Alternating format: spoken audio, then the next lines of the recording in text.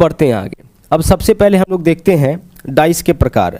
जैसे अगर हम बात करें डाइस का यानी कि पासे का, तो दो तरीके का पासा आपको मिलना है। एक तो हो गया आपका नॉर्मल डाइस, जिसको हम लोग हिंदी में सामान्य पासा बोलते हैं, और दूसरा है आपका स्टैंडर्ड डाइस, जिसको हम लोग क्या बोलेंगे, मानक पासा बोलेंगे। अब दोनों में डिफरेंस क्या होता है गौर से समझिएगा। देखिए अगर हम बात करें नॉर्मल डाइस का, तो नॉर्मल डाइस हम लोग उसको बोलेंगे, फिगर से पहचान यह होगा कि जिस डाइस के जिस पासे के किन्हीं दो पड़ोसी सतह का योग 7 होगा वह आपका कहलाएगा नॉर्मल डाइस।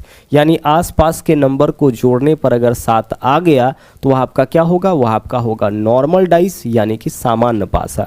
जैसे देखिए 3 और 4 जोड़िए, कितना हो रहा है, 7 हो रहा है। आसपास का कोई भी सतह जोड़ने पर अगर 7 आ रहा है, दिख रहा है यहाँ पे 7, तो वह क्या होगा, सामान्य पासा होगा। लेकिन अगर किसी डाइस के पड़ोसी सतह का योग 7 नहीं है, किन्हीं दो नंबर को जोड़ने पे 7 नहीं आया, वैसे केस में वह क्या होगा आपका, वह आपका मानक पासा हो जाएगा। तो मुख्य रूप से हमें इसको पढ़ना है, नॉर्मल डाइस को मुख्य रूप से पढ़ना है, ठीक है।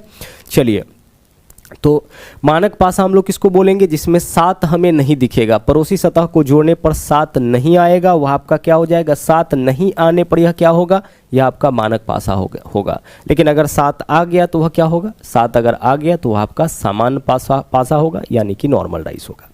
अब आगे देखिए, अगर हम बात करें स्टैंडर्ड डाइस का, इसका देख लीजिए, इसका आंसर आपका फिक्स होता है, यहीं पे आपका स्टैंडर्ड डाइस समाप्त हो जाएगा। स्टैंडर्ड डाइस के पड़ोसी सतह का योग 7 नहीं होता है। पड़ोसी सतह का योग 7 इसलिए नहीं होता है क्योंकि कोई भी जो स्टैंडर्ड डाइस होता है उसके अपोजिट सरफेस यानी विपरीत सतह का योग 7 होता है।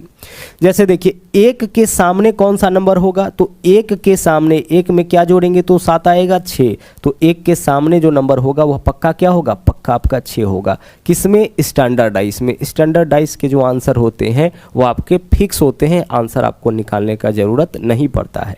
1 के सामने 6 हो जाएगा और 6 के सामने क्या होगा, 1 होगा, यह फिक्स होता है।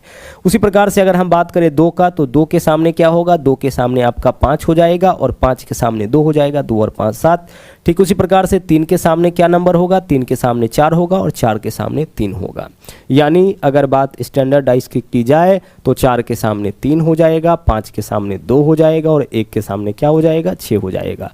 और जो आपका लूडो है वही एग्जाम्पल है स्टैंडर्ड डाइस का, आप जरूर उसको देखिएगा। 1 के सामने आपको 6 मिलेगा यानी कि विपरीत सतह का योग उसमें क्या होता है, 7 होता है। नॉर्मल में पड़ोसी का योग 7 होता है और स्टैंडर्ड में क्या होता है, विपरीत सतह का योग 7 होता है, ठीक है। चलिए, तो क्वेश्चन कभी भी स्टैंडर्ड डाइस से पूछे जाएंगे तो आप बहुत ही आसानी से आंसर दे सकते हैं। 3 के सामने 4, 5 के सामने 2, 6 के सामने 1, ठीक है। चलिए, अब हम लोग चलते हैं नॉर्मल डाइस में और यहाँ से बहुत सारे क्वेश्चंस बनते हैं जिसको हम लोग बारी बारी से यहाँ पे देखेंगे।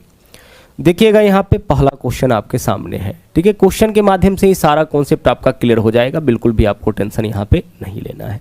आइए क्वेश्चन के भाषा को पहले अच्छी तरह से पढ़ते हैं। बोला क्या है कि एक ही पासे की दो भिन्न भिन्न स्थितियां दर्शाई गई हैं। मतलब एक ही पासा का यह दो स्थिति है। पहला बार जब फेंका गया तो यह तीनों नंबर दिखा, दूसरा बार जब इसी को फेंका गया तो यह तीनों नंबर हमें दिखा है। क्या बोला है, एक ही पासे की दो भिन्न भिन्न स्थिति है।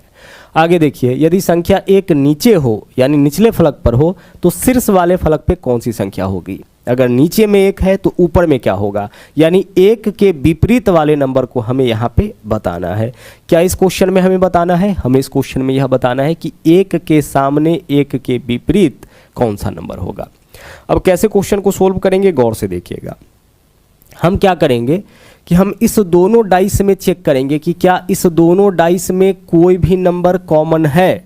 चेक करिए जरा सा, 2 5 6 1 3 6। देखिए दोनों में 6 कॉमन है, 6 यहाँ भी है और 6 यहाँ भी है। इस दोनों में क्या कॉमन है, 6 कॉमन है। अब क्या करना है, बहुत ही ध्यान से समझिएगा। चाहे तो क्वेश्चन आपका 2 फिगर का हो या 3 फिगर का हो या 4 फिगर का हो, सबके लिए यही अप्रोच हम लोग अपनाएंगे और हर टाइप का क्वेश्चन आगे आपका आने वाला है। तो इसको आप ध्यान से समझिएगा। इस दोनों में कॉमन क्या है, 6 है। तो अब आपको क्या करना है कि इस डाइस के सभी नंबर को आपको लिखना है क्लॉकवाइज में। कहाँ से शुरू करना है, कॉमन टर्म से। तो कॉमन नंबर क्या है, 6। तो सबसे पहले लिखिए 6 और 6 के बाद इसके सभी नंबर को कैसे लिखना है, क्लॉकवाइज में। क्लॉकवाइज का मतलब घड़ी के दिशा में। घड़ी कैसे चलती है, इस तरीके से, तो इस रोटेशन को हम लोग क्या बोलेंगे, क्लॉकवाइज, और इसको क्या बोलते हैं, एंटी क्लॉकवाइज। तो आपको कैसे लिखना है, कॉमन नंबर से क्लॉकवाइज में लिखना है। तो कॉमन नंबर क्या है, कॉमन नंबर दोनों में 6 है, तो 6 से अगर हम क्लॉकवाइज में लिखेंगे तो 6 के बाद 2, 2 के बाद क्या आएगा, 5, तो 6 के बाद 2, 2 के बाद 5 आया।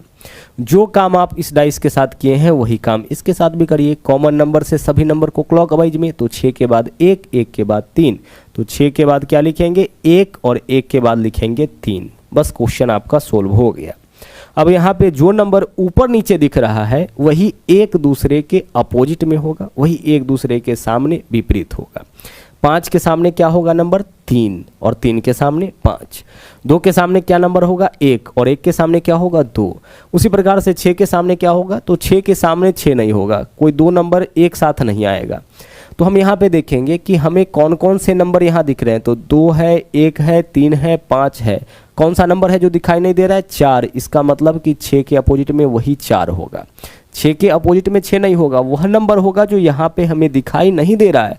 तो 1 से 6 तक में कौन सा नंबर है जो नहीं दिख रहा है, 4, यानी 6 के अपोजिट में 4, और 4 के अपोजिट में यहाँ पे हो जाएगा 6। हमारा क्वेश्चन क्या था, 1 नीचे तो ऊपर कौन, यानी 1 के विपरीत में क्या होगा, तो 1 के विपरीत में देख लीजिए कौन सा नंबर आया है, 2, यानी आंसर हमारा इस क्वेश्चन का हो जाएगा विकल्प डी। बहुत ही आसानी से आप अपने क्वेश्चन का आंसर निकाल सकते हैं। अच्छा, इस बार क्या था, इस दोनों डाइस में एक नंबर आपका कॉमन था, वह कॉमन नंबर क्या है, 6 था। तो हमने क्या किया, कॉमन नंबर से सभी नंबर को लिखना है क्लॉकवाइज में।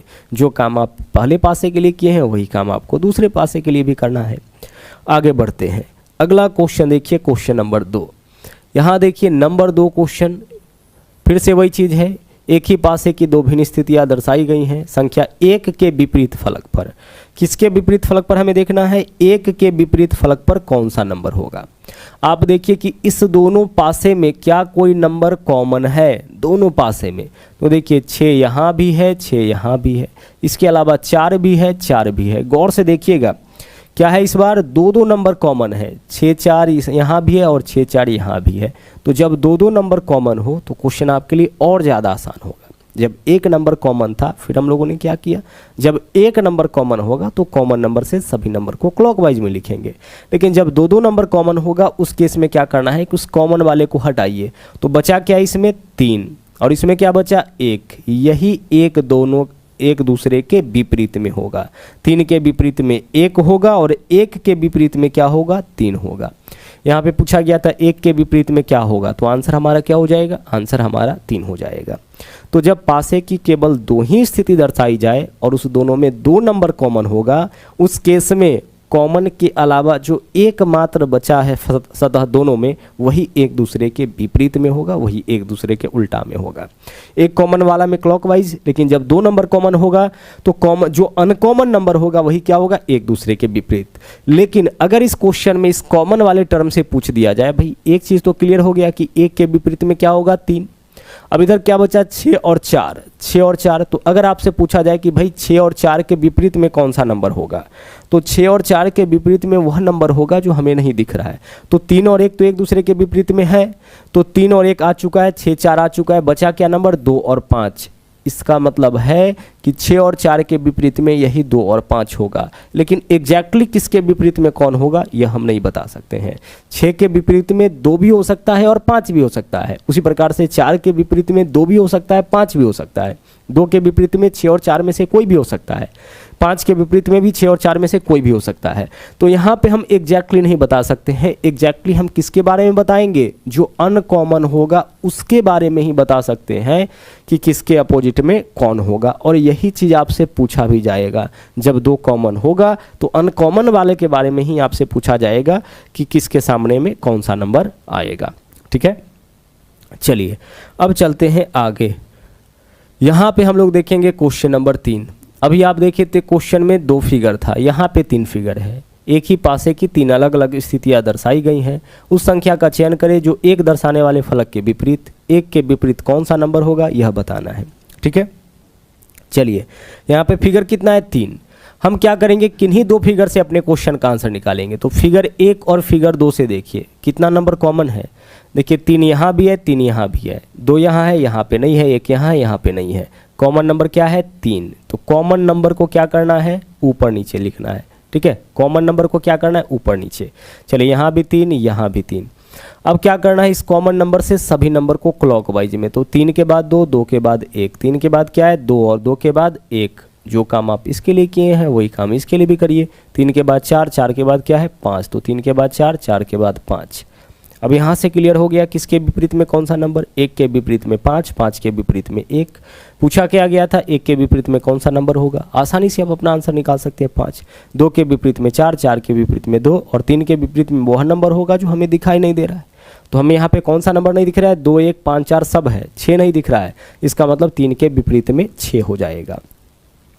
तो हमने आपसे कहा कि किन्हीं दो डाइस का उपयोग करके आप अपने क्वेश्चन का आंसर निकाल सकते हैं। कोई ज़रूरी नहीं कि आप पहला और दूसरा का ही उपयोग करिए।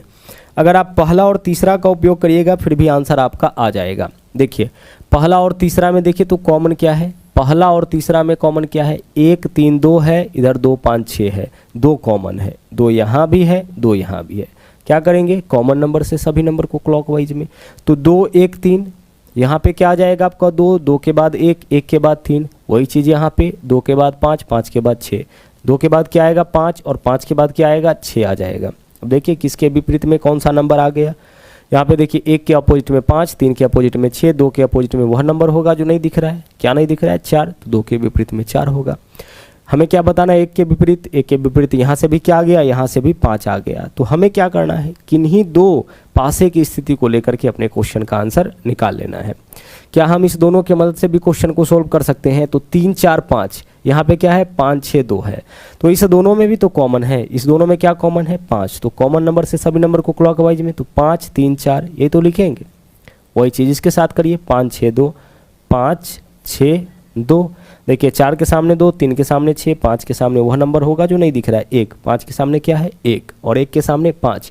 हमें बताना था 1 के सामने कौन सा नंबर होगा, आसानी से हम लोग अपना आंसर निकाल सकते हैं, क्या होगा 5 होगा। ठीक है, चलिए अब बढ़ते हैं आगे। तो क्वेश्चन चाहे 2 फिगर का हो, 3 फिगर का हो, 4 फिगर का हो, कितने भी फिगर का हो, हमें क्या करना है, किन्हीं दो पासे को लेकर के अपने क्वेश्चन का आंसर निकाल लेना है और ज़्यादा प्रयास करना है ऐसे दो पासे की स्थिति को आप चुनिए जिसमें एक नंबर आपका कॉमन होगा, क्योंकि वहाँ से सभी आंसर आपको एग्जैक्टली मिल जाएगा। यहाँ देखिए कोई ज़रूरी नहीं है कि हर बार आपको पासा में नंबर ही मिले, नंबर के अलावा आपको यहाँ पे पॉइंट भी मिल सकता है, इसके अलावा सिंबल भी मिल सकता है, साथ में कलर का नाम भी लिखा हुआ मिल सकता है, तो अलग अलग चीज़ मिलेगा, उससे कोई दिक्कत हमें नहीं है यहाँ।